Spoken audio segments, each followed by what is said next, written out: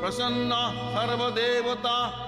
ॐ ह्रीं ब्रह्माणि ब्रह्मलोके च वैकुण्ठे सर्वमङ्गला।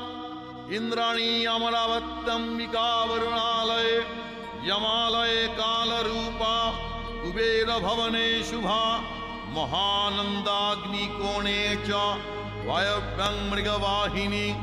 नैऋत्यां रक्तदन्ता च ऐशान्यां शूलधारिणी। पतले वैष्णवी रूपा सिंहले देवमोहिनी। सुरसा च मणिदीपे लङ्कायां भद्रकालिका। रामेश्वरी सेतुबन्धे विमला पुरुषोत्तमे। विरजा औड्रदेशे च कामाख्या नीलपर्वते। कालिका वङ्गदेशे च अयोध्यायां महेश्वरी। वाराणस्याम् अन्नपूर्णा गया क्षेत्रे गयेश्वरी।